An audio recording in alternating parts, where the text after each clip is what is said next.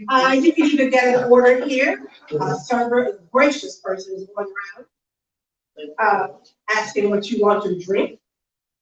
And if you want to order something to eat, which I do want to order something to eat, because I went to eat my banana and drink a cup of coffee this morning. But did that happen?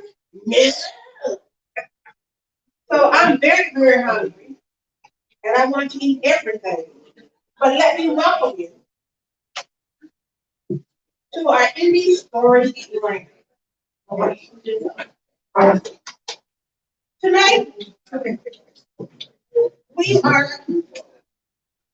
at Path Leader. You know,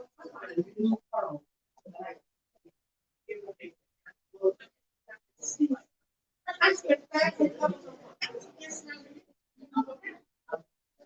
want you to know nothing has come up.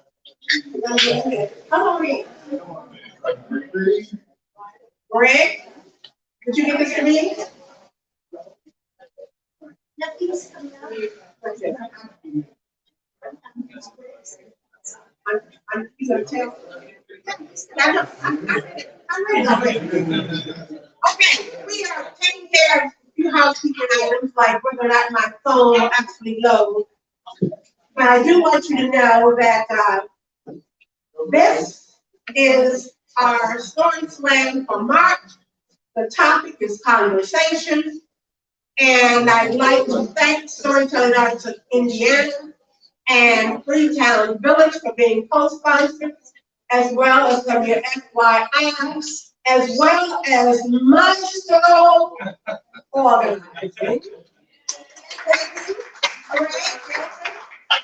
Is our sponsor for our story. Thank you so much. My name is Celestine Bloomfield. I'm over here for the wine and the barbecue. Listen, before we get started, I know as you sit out in the audience, you're thinking, I don't have anything to say. That has not been true since we started. Because let me tell you what happens. One person will tell a story and it will jog your memory. And that will remind you of the story that you want to tell. We have plenty of blank slips that you can complete. We have pens that you can write your name with. And if during any part of this evening you have a story that you want to tell, feel free to let us know. Shannon? Yeah. Am I good to go? Sure. Look cheap. All right, let's just keep going today. At any rate, you need to know that all of your stories should be told in the first person. It should be the truth. But how are we to know it's the truth if your nose does not grow? At any rate, you have a time limit, 5 minutes or less. Now, if you tell over 5 minutes, our distinguished judges will probably deduct a few points. Judges, you say, I'm being judged? Yes, you are, because there are cash prizes. First, second, and third place prizes, and we give you the money tonight. We're going to mail it to you. You don't have to fill out any paperwork. We'll give it to you today. I'd like to welcome our entourage from Marion University. They are giving them a round of applause. They are our social media people. Well, they're working on social media. My name is Celestine Bloomfield. Ask me how to spell it later. Okay?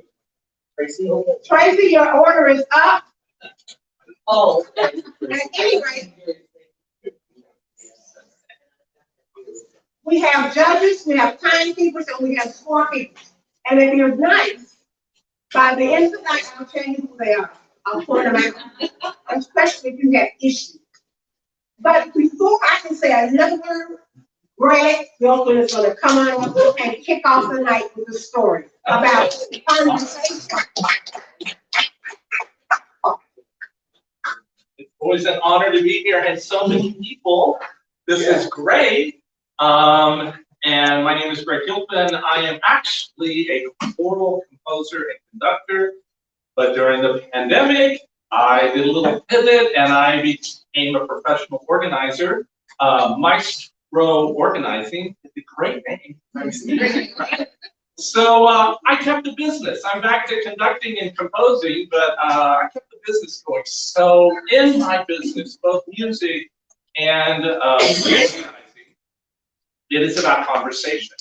And we always have to have conversation. I begin my rehearsals with warming up, talking to whoever it is I'm with. They're usually young people.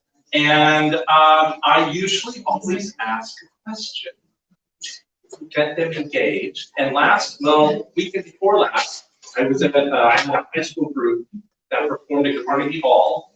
And during our rehearsals, my first rehearsal, I asked one question of them, and I can do it. And I do just this table. Can you answer the question?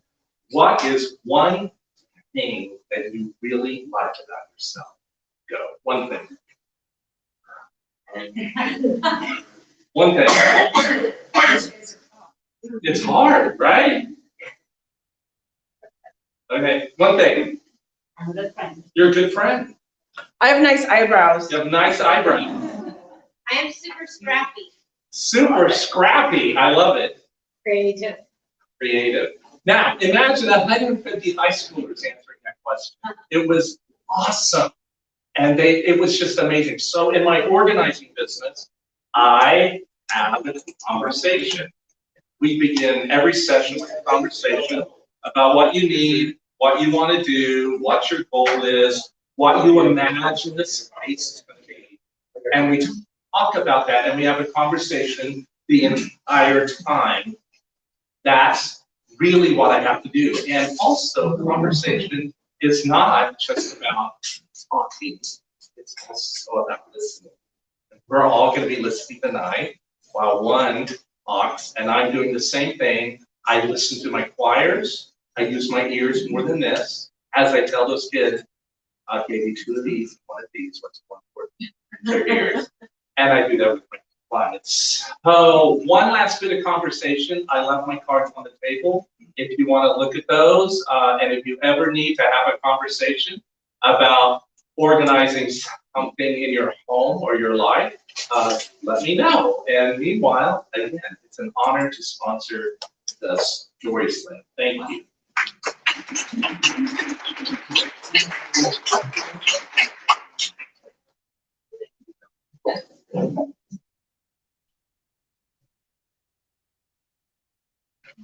Okay, I'm back.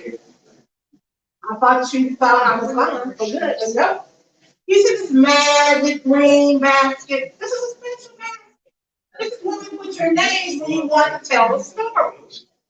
You know, I've got to go to the doctor tomorrow. I'm ready. Because you know I don't want to start New Year's resolutions, okay? I already have unfinished business decades ago. But I do know that she wants me not to imbibe in the liquid I'm about to imbibe in. And she's going to have a conversation with me tomorrow that I'm not going to like. But the worst part of the conversation is not what she says, but the fact that she doesn't listen to me before she talks. So a good conversationalist is a good listener. So listen with your eyes, your ears, and your brain, like I used to tell all my kids. Well, I'm going to go down to the bottom of the pile, I don't know who this was, and pull out a name. Ooh, a first teller. Andrea Jovanovich. Very good.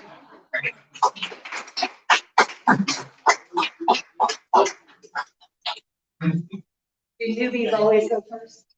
No, I just. Are we okay if I fold the mic? Yes, yes. Well, good evening. Thank you for having me here tonight. My name is Andrea. There's very little that I value more than a conversation with my son. He's now an adult and he's getting ready to graduate from college and embarking on life. He's very proud of the fact that he has a job and an IRA already, which is amazing. But my favorite conversation with him, he was about 7. And we had a wonderful thing we did every night. Bedtime, take a bath, dry him off, get him in his jammies. We'd lay down in his bed and we'd read a book, and then lights off when he started to get sleepy, and I always scratched his back every night. One night, I need to give you a little bit of background. This kid, he's a little bit of a super nerd. He only watched Science Channel, the History Channel, Animal Planet, PBS cartoons. He called other cartoons illegal cartoons. So just so you have that in the back of your head. We're laying there, scratching his back, and out of the blue, he says, "Mom, I know the sperm fertilizes the egg." Yes, you're correct. And I was hoping to leave it at that. And so I just kept scratching his back. And he goes, "How does the sperm get to the egg?" And I thought I was amazing when I said, "Well, you know, Alexander, just like on Animal Planet, we're mammals. We're just like all the animals. If you ever watch Animal Planet, they always show amazing stuff." So I'm talking like it's just like on Animal Planet. The male and the female, they get together. The sperm gets to the egg, it fertilizes the egg, and creates the baby. It's quiet for a second. I'm thinking, pass that one by, scratching his back. And then he rolls over, he gets right up in my face with these really big eyes, and he goes, "Did you and Dad do that?" Oh, yes, we did. We're mammals. That's how we procreate. That's how we make babies. Rolls over again. I scratch his back. All is well. And then he rolls over and he whispers in my ear, "Did Dad like that?" And I just, I tried not to laugh, and I was just like, honey, you're gonna have to talk to Daddy about that. You're a man. The two of you can discuss that. But yeah, that's the way it works.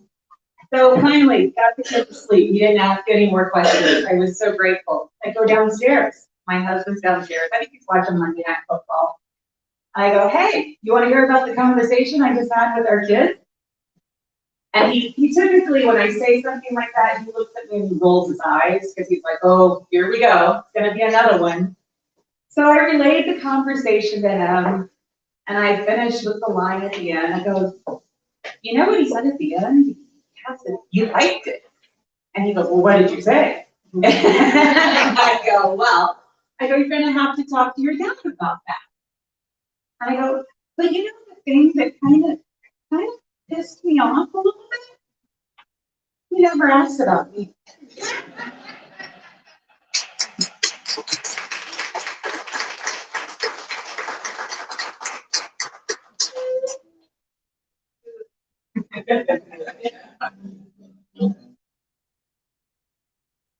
Isn't that funny?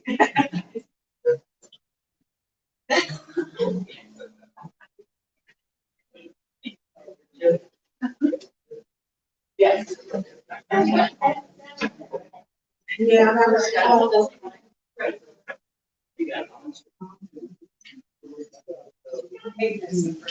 But you know what happens? How old is your son now?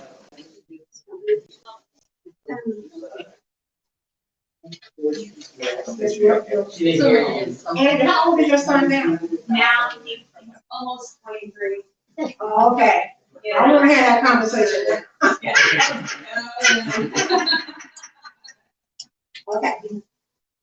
Listen, I'm reaching into this magic green basket. I'm pulling out a name. The renowned Chat Black is our next teller.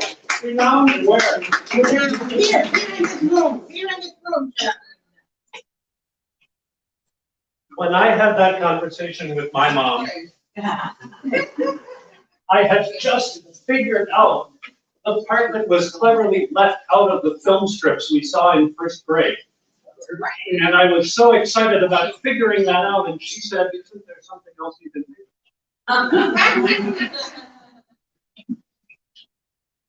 My work-study job in college was in the computer center. And my supervisor split his time there and the other small college across town. They were already connected to this network thing that went other places in the world. And as soon as we were connected to them, we would be too. So my junior year, he put me on that project with one of his work-study students from there. And he did that without any kickoff meeting or introduction. I just got an email first thing in January from a name I had never seen before, wanting access to this network software, which we had not even announced yet, which meant the only email we even had was internal. And the school was small enough, me working in the computer center, even if I'd never met you, probably I recognized your name. Odds are I had taken your homework off the big printer and stacked it for you. And if it was January, midway through the year, I'd never seen your name before. Who were you? Some brand new transfer student? And why were you asking me for this kind of access? And that explains why my reply was something like, it's great that you're interested in that. We're still setting that up. We'll be sure to announce when it's ready. And that got me a very quick email back, like, right, we haven't been introduced. I'm the senior CS major across town here you're working with to set that up. The conversation improved from that point. And we remote worked together for weeks, and remote work wasn't Zoom then, it was plain email, words being typed back and forth. Lots of words. She didn't just have tech chops, she was double majoring in CS and sociology, and had taken some philosophy, which I was just in my next class in, having loved my last one so much. She'd studied some religion, which I'd been avoiding, and she was worldly in exactly the way I was not. I had moved one time as a child from a suburb of Detroit to a different one. And she, as an Air Force kid, was from pretty much everywhere. And on a corporate gig, probably we'd have been admonished for using work email the way we were.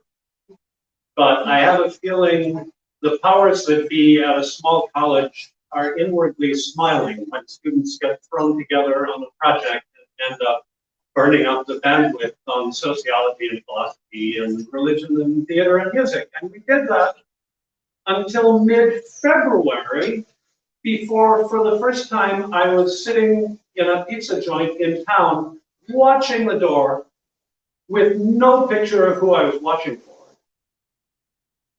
Or anyway, no picture of the kind of punk-dressed buzz-cut woman who walked in about 7:30, sat down at my table, looked over the vegetarian pizza choices.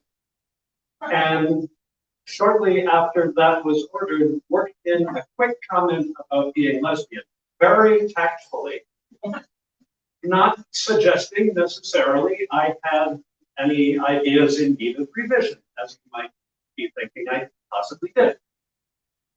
And then the pizza came, and we finished that and sat there and talked until they closed the place and threw us out at 2 a.m. And even after she graduated and moved to Minneapolis, and a year later I finished and moved back to Detroit, not to the suburbs, now back to the city in the thick of things, also her influence. Even though Detroit was one of the few places she was not from, she had such a wide social network that even as I was finding my first apartment in a neighborhood completely new to me, I had social connections waiting for me there. So what connections those were lead to other stories. And I still can't think about conversation without remembering the kind that goes on till 2 in the morning with nobody seeing the clock.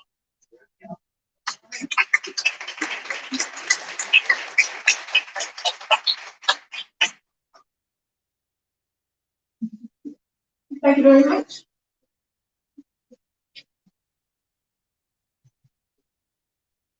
talked until how long again? 2 o'clock in the morning. Okay, take it a second. About 7:30. Okay. I have to tell you an important detail I left out. That our timekeeper will signal you by holding up her cell phone with the light and let you know your time is at 1 minute, right? Okay, that's a service we provide to you for no additional cost. Now, reaching in, pulling out another name. Oh, another favorite is on here. You know, I don't even look to see who these are until I actually pull them out of the basket. And if anybody needs a slip to fill out, Shannon's back there in the back, she's got pens. I know what he said reminded you of a story that you wanted to tell. I can tell. But right now, we got to listen to no view. Come on down.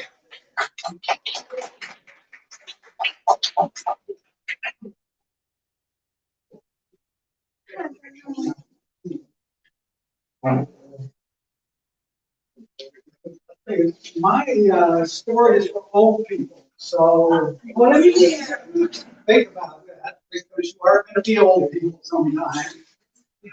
I take quite a few medications, and last weekend I had to get another one. And I called the pharmacy, and the pharmacy was very happy to fill it for me. I drove there as I was going to pick up my grandson. I pulled up to the drive-in window, handed her my card. She opened the slot, gave me back my card. This is terminated. I just got the card 2 weeks ago. I don't know how it could be terminated now. He said, I'm sorry, you cannot pick up this prescription because the card is terminated. And I was upset. I went out to my car, sat in the car, got on my phone, and called the insurance company. And this is what happened. A recording came on that said, if you would like our special offer for hearing aid, press 1. If you would like something else, press pound. So I pressed pound. If you would like a special offer on a hearing aid, press 1. If you would like something else, press pound.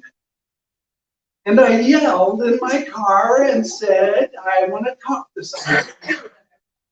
Which was not smart since I was talking to a recording anyway. And that repeated 4 times. It was Sunday night.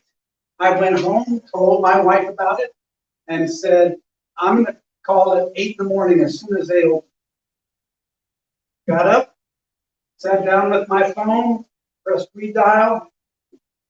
If you would like a hearing aid, press 1. If you would like something else, press pound.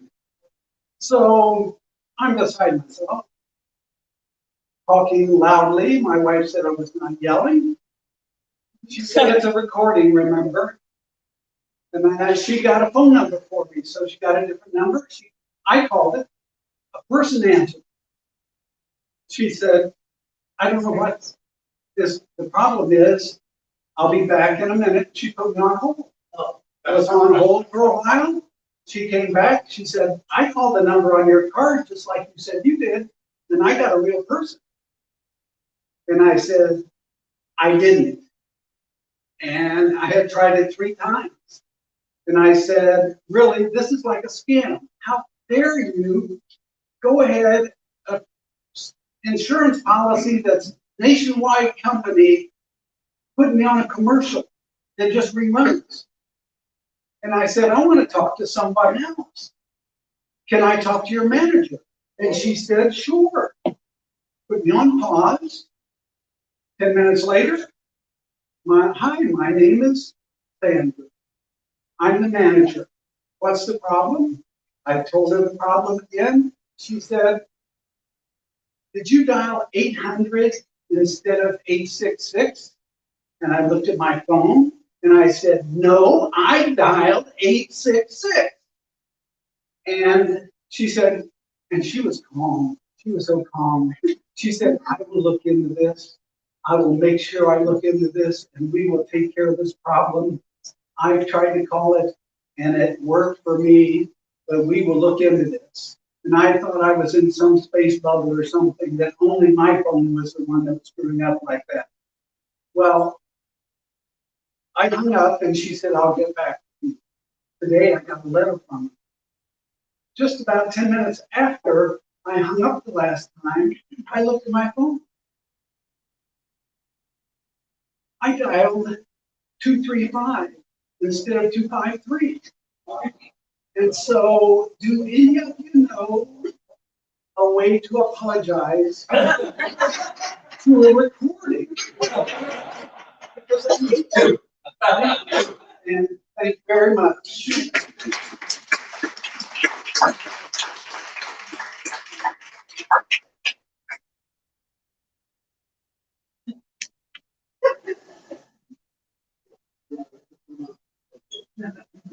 Right now, I've been having conversations with people who want to buy my house.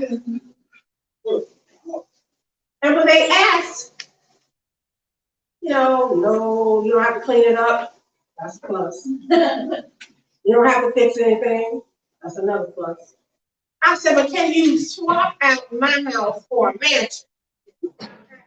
I need about 3,000 square feet. Okay? And I describe to them what I want, and I just go on and on and on. You know you're good as a conversationalist when they hang up on you. Well, I want you to know that our next slam will be held on March 15th at 7 p.m. at Porter Books and Bread on the grounds of Fort Harrison. And the theme will be charm. Charm? Charm. Like Prince Charming, like the ink. Somebody phoned us up with a little teeny tiny.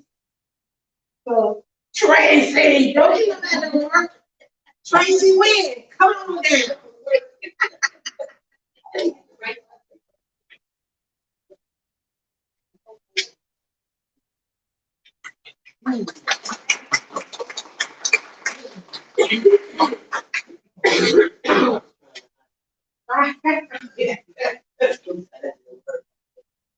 Okay, good evening, everyone. Okay, well, conversations. You guys hear me? No? Yeah. You hear me? Okay, good. Conversations. I always like to think about those words when I hear the word. Conversations. I think I was an early conversationalist. I know I was an early conversationalist because I was lucky enough to have a family member, a parent, I'll say, that worked for the parent company of AT&T, Western Electric. So my mother told my father at an early age, he wanted to work for Western Electric. Let's get that girl a phone. I can't deal with this. She has to have her own phone. So at an early age, I think maybe 13 or 14, I had my own line. Of course, it wasn't for the plug into the wall and everything, and had the cord and everything. Princess phone, it was so cute, and I loved it. Anyway, I didn't have a funky good time on that phone, and I did. So my early conversations were with my girlfriend, and we were on the phone. I don't know what we were talking about. School, what was going to happen the next day, what the teacher said, what somebody did, what happened at gym. Nothing really of importance. Well, until boys came along. Oh, boy. Then those conversations changed. Then you laid in the bed, on the wall, just kick back, and talked on the phone all night. Not until the sun came up yet, you weren't ready for that. Still talking on the phone too late, and you had to giggle instead of laugh out loud, and you just giggle to yourself and smile and you said something cute or sweet or shy or whatever it was. You were just so excited talking to a boy. And then the next day, you jumped up and called a girlfriend to tell her what you said to him on the phone. And you could laugh out loud then because it was super funny about what he said, this and that and the other. Then as you got older, you stayed on the phone, you talked until the sun came up. Oh, this is the new guy. Oh, yeah, that's nice, the sun came up, oh. Then you still called the next day and told your girlfriend about it. Well, sometime, now this is way after the princess phone, and once I got into college, you'd have those little phone calls with the guy late at night, and I'm not gonna tell you what to talk about.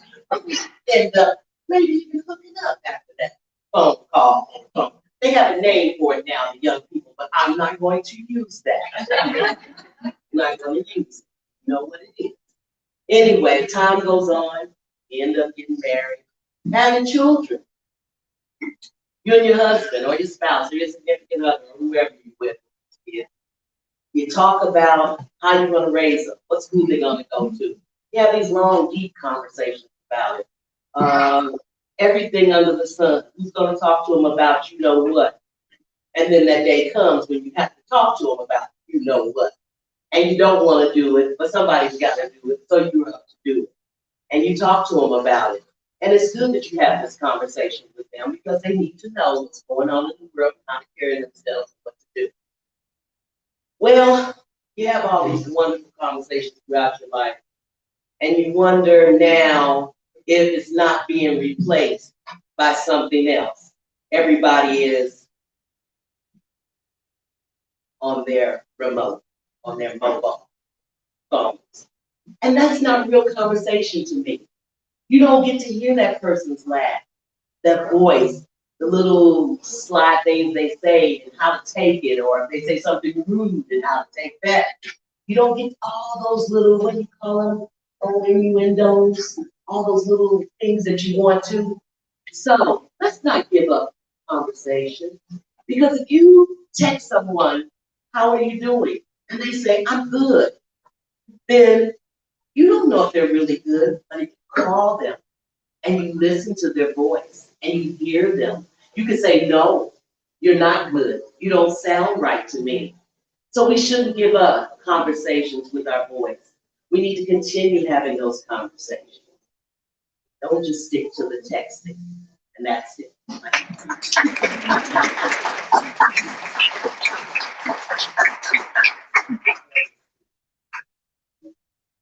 This can't speak. Okay. Thank you, thank you. You're welcome. Oh, no.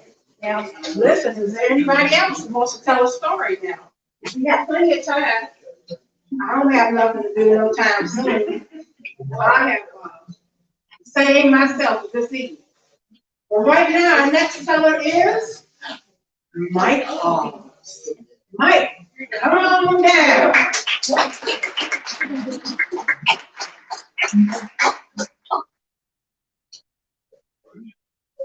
I hope y'all thinking about a story to tell.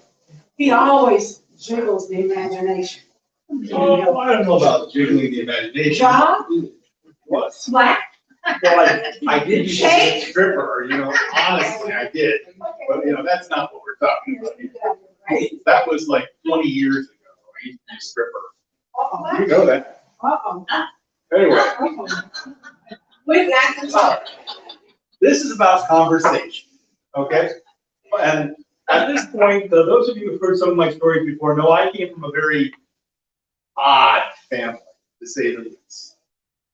And I'm telling a story in which the people involved actually do know the truth, so I'm not telling anything anybody doesn't know. By the way, do you like the shirt? This was my father's. I inherited it from him. And I always wear it in his memory. And this story has something to do with him. Because my father and I used to have conversations. And the conversations themselves had quite a range. They were things such as, son, your mother and I have separated and we're getting divorced. And it's not like you didn't know that was going to happen. My mother was, what's a nice way of putting it? Less than monogamous. Okay? Okay? Or, hey, Dad, there's something I need to tell you. I'm gay. He's like, and? You know, so my dad and I knew each other well. But there were a few things that, well, there's something that we never actually discussed. for a long time. And that's why I have my glasses on, because they remind me of my dad too. You see, when my mother died, my father called me and he said, a couple weeks later, said, son, we need to have lunch. I'm like, lunch? Okay, sure. So I drove over to Ohio. And we went out to Bob Evans. I used to be a Bob Evans manager, by the way. Love Bob Evans. And my father and I were sitting there talking. He's like, son, there's something your mother said to me that I need to discuss. I'm like, oh, thinking what on earth could it have been? Even though I had these flashing lights going off in my head, because I basically knew what he was going to say. I'm like, okay, what, Dad? You know what? He's like, well, son, your mother called me about a week before she died and told me a few things. I'm like, and? He's like, well, she said,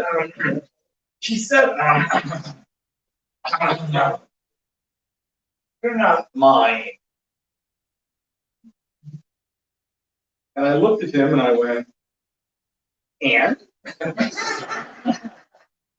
He's like, what do you mean, and? What my father didn't know is that my freshman year of high school, we did blood testing. In high school and blood typing. I already knew. I'd known for, at that point, 35 years. But you know something? He said, doesn't it matter to you? I'm like, no. Does it matter to you? He's like, no. And I went, and?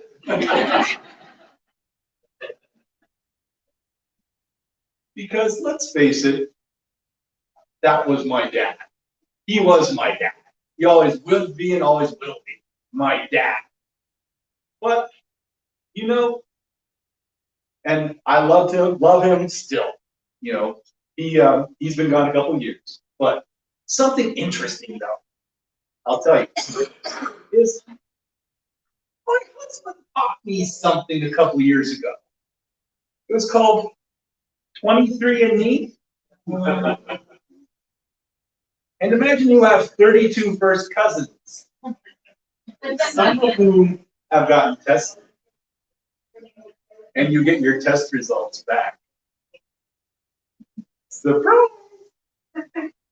And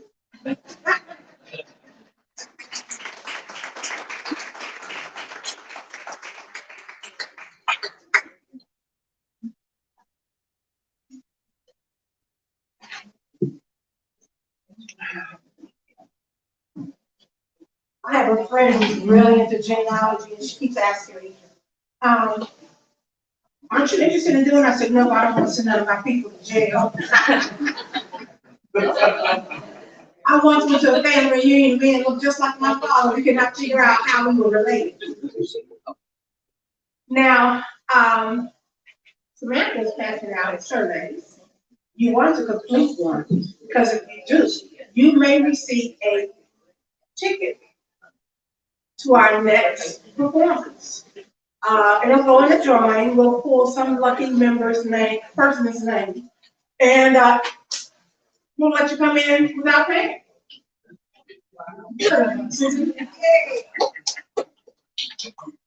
All right. Well, now just reach into the back. Is there anybody who has not filled out paperwork and they want to tell a story? Because we got time for more tellers.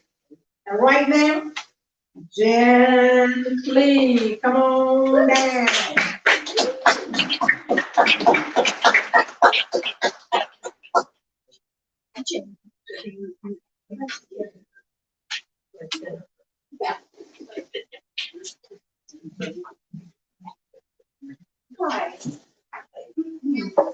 The conversation I want to tell you about took place the morning of my 25th birthday. And I woke up that morning to the sound of my radio alarm going off. And Nat King Cole was singing the last bars of Unforgettable. And then the DJ came on and said, I hope your day is unforgettable. And I took that as a sign. I had not had a boyfriend. I had one boyfriend in a quarter of a century. And I hadn't been asked out on a proper date in years. But a few weeks earlier, I had run into a former classmate from high school.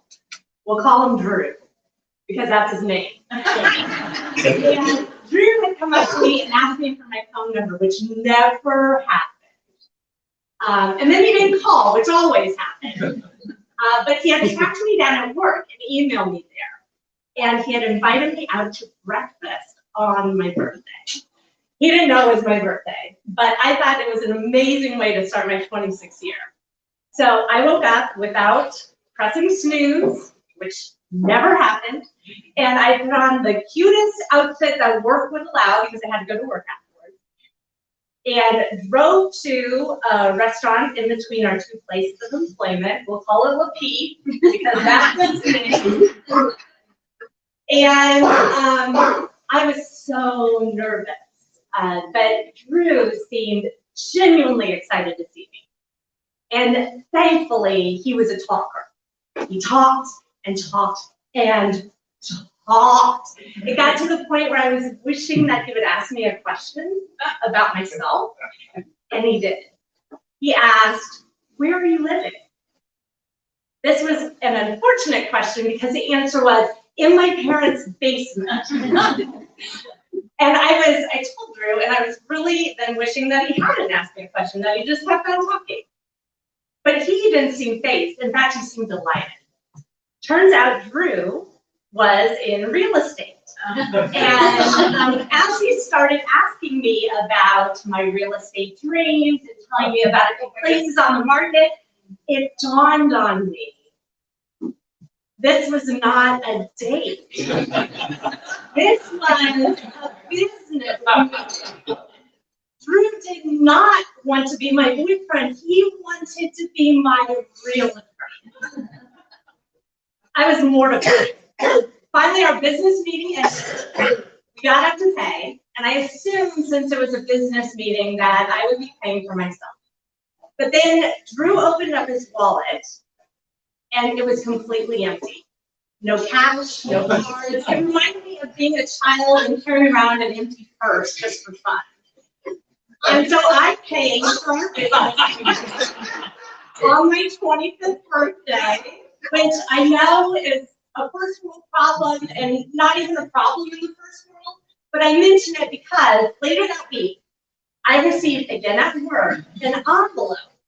And it was from Drew, and it's handwritten, and it was thick. And I, for a moment, had a glimmer of hope. I thought maybe it was a date. He's paying me back. But no, I opened up the envelope, and his business cards fell all over my desk. And the note asked me to pass them out to my friends in college. I did run into Drew several years later, one last time, and he said, I still owe you a breakfast. And I said, no. By then I had met my husband, Danny, who incidentally paid for our first meal together, which forever endeared him to me. The DJ that morning on the radio had hoped that my day would be unforgettable, and it was. In 2 decades, I have never forgotten who to call if I ever want to buy or sell a house.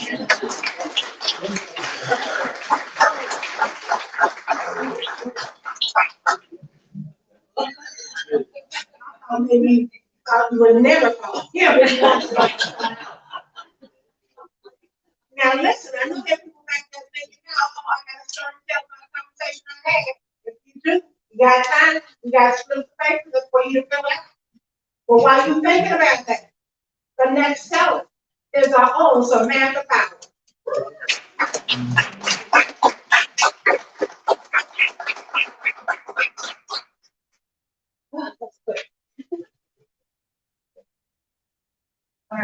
Not what I planned on telling.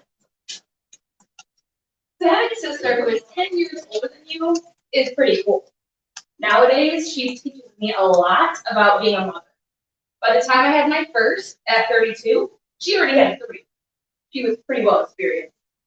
She also taught me a lot about life. And she still teaches me a lot about life. You know, I'll text her and I'll say, I have this aching pain in my back, it's blowing your blood. She goes, yeah, 10 years ago, it started there too. But as a child, having a sister 10 years older was so cool. She taught me about high school love. I would hijack her AOL Instant Messenger when she'd run to the restroom, and I would type, "Hi baby, I love you." And she'd come back and she'd go, "That's not how we talk." And so she taught me a lot there. She taught me a lot about beauty, and I recall her brushing my hair and just pulling these knots out. And I would yell up to her, because I was not a girl. I would yell up to her and I'd be like, "I'm not a princess going to a ball." She'd be like, "This is basic hygiene, honey, to brush your hair." But she also taught me a lot of other cool things too. I remember she came home late from practice one evening, and I kind of gave her a side eye. Said, "Where you been?" And she looks at me and she goes, "Mind you." I said, "No, where were you?" She said, "I was tanning." I said, "It's dark outside." This is back in the 90s when tanning was popular. And she goes, "They use a light." I said, "Okay." But like in a room, just like you just sit in a room with a light. She goes, "Well, no, you're lying down on like a bed type thing." I said, "Okay." "Does it hurt your eyes?" She goes, they give you sunglasses." I said, "Okay." Well, a few hours pass and it's almost time for dinner, and my parents come into the kitchen, my sister comes down too, and they all just kind of stop and stare. And on our kitchen table, I'm lying there in a swimsuit with sunglasses on, holding the dining room light. So this taught me something back then. You can't take everything literally. And also something now. You need to make sure you're careful when you talk to toddlers and children and use your words strategically.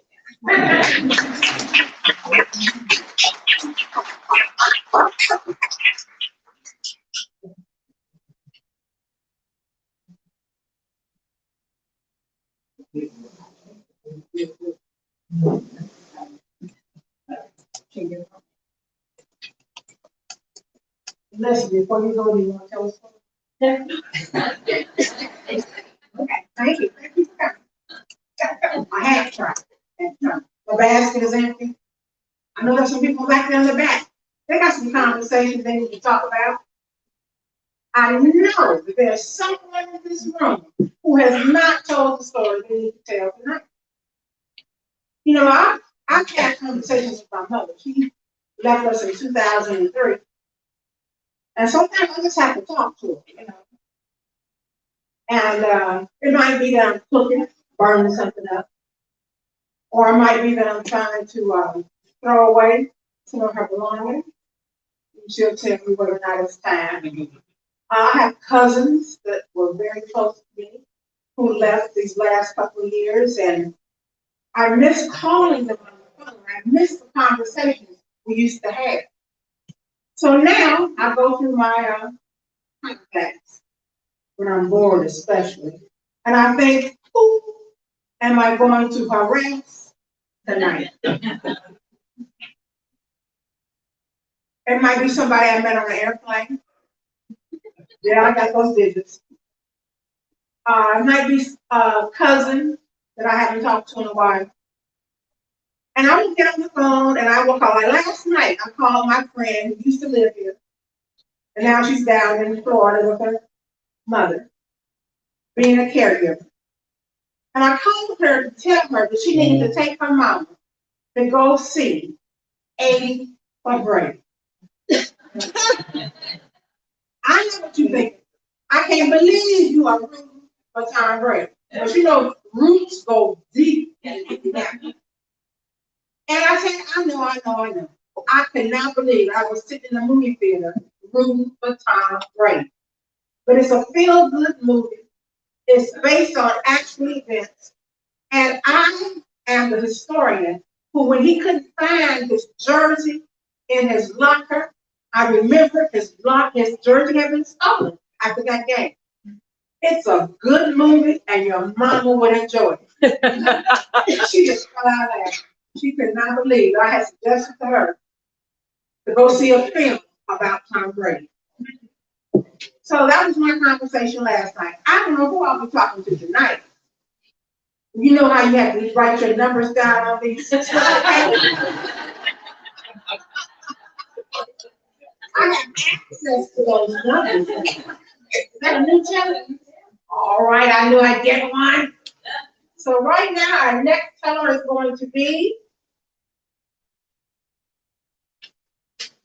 Caitlin.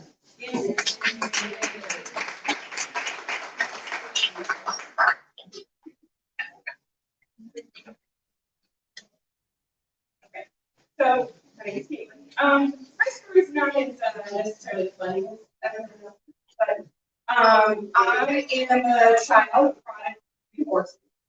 So conversations always are constantly happening around you when you're a product of divorce. My parents had a very rough relationship is a very kind way of saying it. And I was in child family court 3 months before my 21st birthday. That's how much my parents liked each other.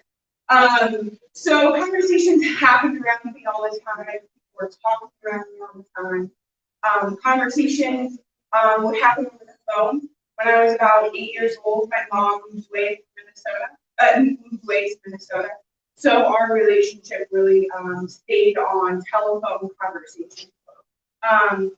I would have to be the go-between to have conversations between my parents. So conversations were constantly happening around me all of the time, and very adult conversations that no child or even really grown adult should have to individual. But I learned a lot by having and hearing and being a part of and being on the sidelines of all these adults, these humans talking all of the time. And when I was 26 years old, after 15 years of court battles, my parents decided they were going to give it a go again.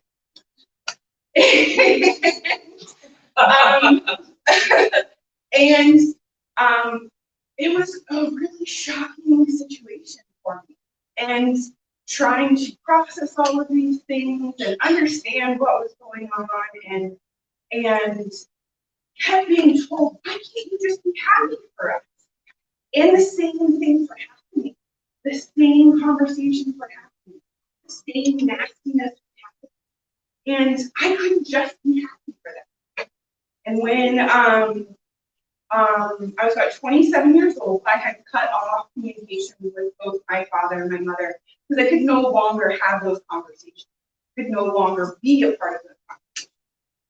And my grandmother, my father's mother, got really, really sick. And I kept wanting to call because she helped me buy my first home. She helped me buy my first car.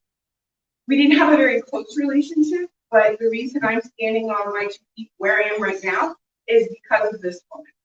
And so I kept calling and calling. She lived in North Carolina, and I was refused to even speak to her because my dad was so angry with me, so mad at me that I just didn't have it.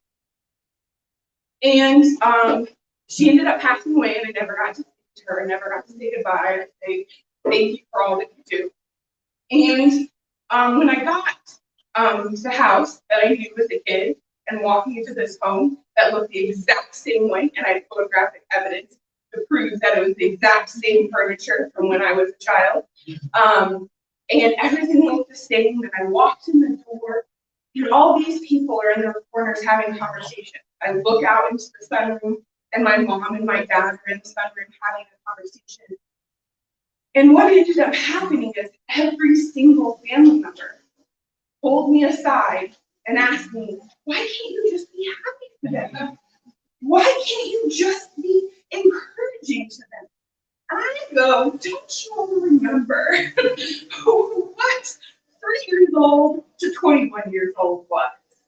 And they're like, oh yeah, when your uncle and I got married, we promised if we ever got divorced that we would never treat our kids the way that your parents treated each other. And all these conversations and all these side conversations in every single individual. And when we're sitting around a circle, all the women Aikens are sitting in a circle in the living room, and they were talking not very nice things about my sister, who has her own set of issues, and talking about all the men she's dated and these horrible, horrible humans that she's dating. And I said, well, look at my mom. If all these conversations have taught me anything, is I surely know how to end a conversation.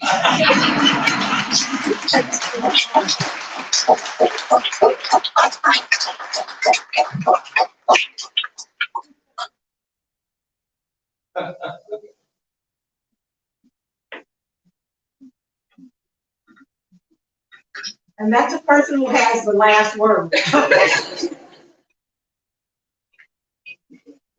You know, I always hung out with old people, because I always wanted to know what they were doing, what was up, what was happening next.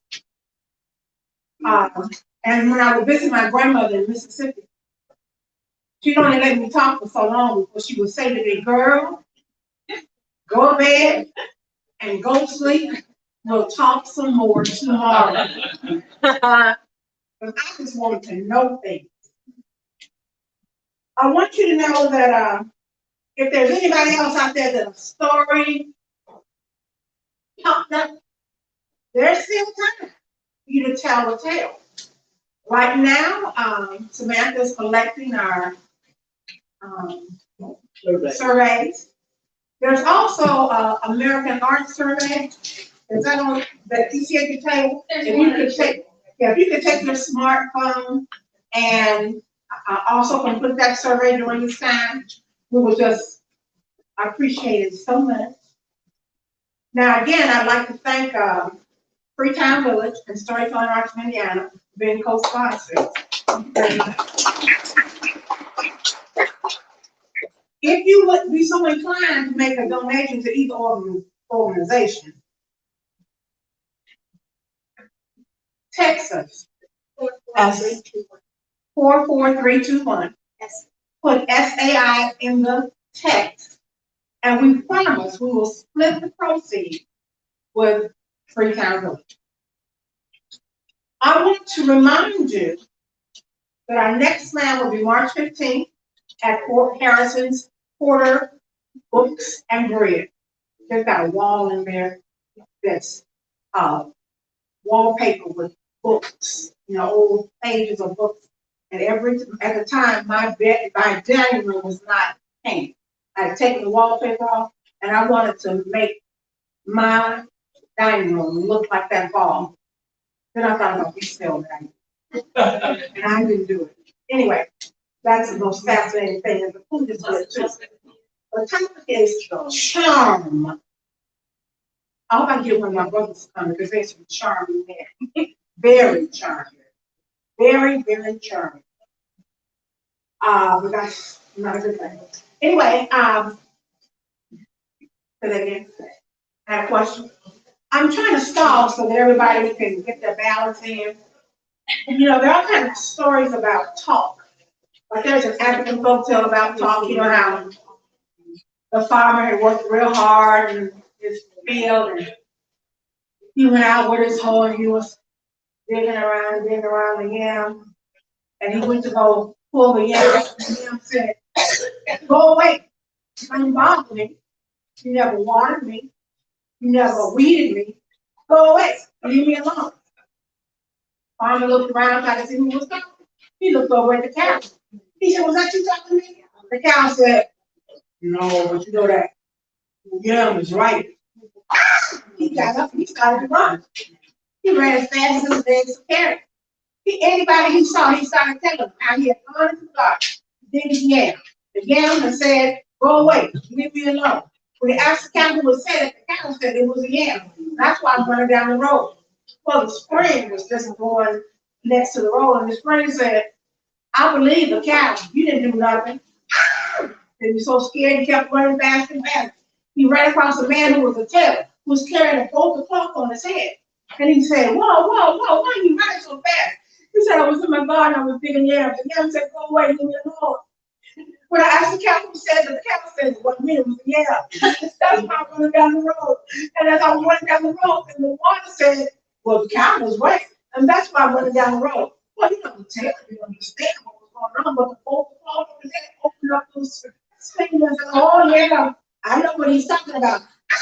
Both of them threw everything up in the air and took a run as fast as their legs could carry. They ran right back to the village and straight into the middle of the village and were causing a commotion. When the king came out with the stool, he sat down on the stool. He said, wait, what is all this nonsense? What are you talking about? What are you yelling about?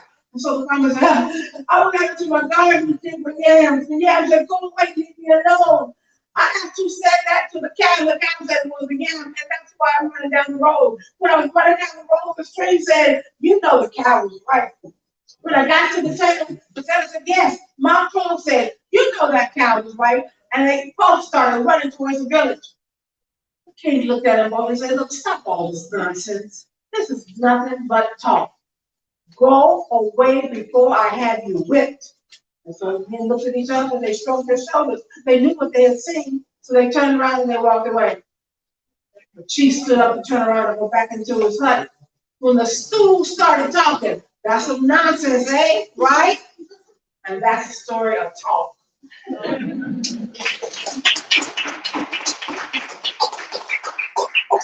Now we're ready for our drawing. I'm giving them plenty of time to get all these records together. That's my daughter next. She picked. Thank you so much. Oh my goodness. Is our next storytelling event Patrick Ball in March? Yeah, March 18th. But it can be that or one. Oh, there's also one. We got 2 picks, okay? And we got tickets.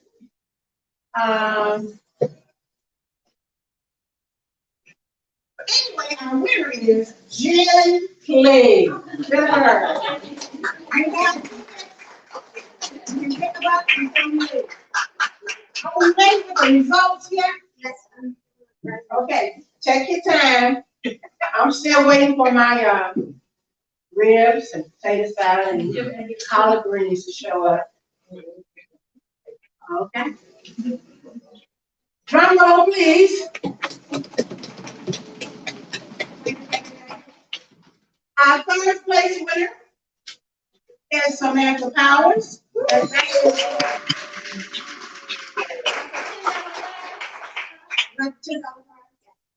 Our second place winner is Andrea.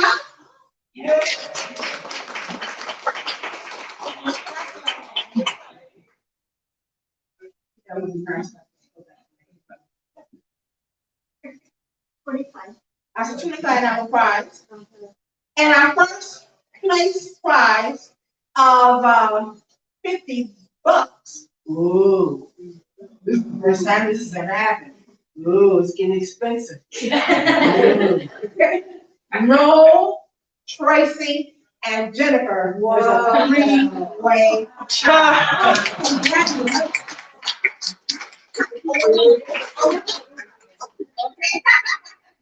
We are going to ask you to come up to get your picture taken while you are waiting on your check. You don't have to leave now because I'm waiting on my ribs and my remember, our next session at Fort Benjamin Harrison at Porter Books and Bread, 7 p.m. and the theme is Charm Pops and Magic Charms.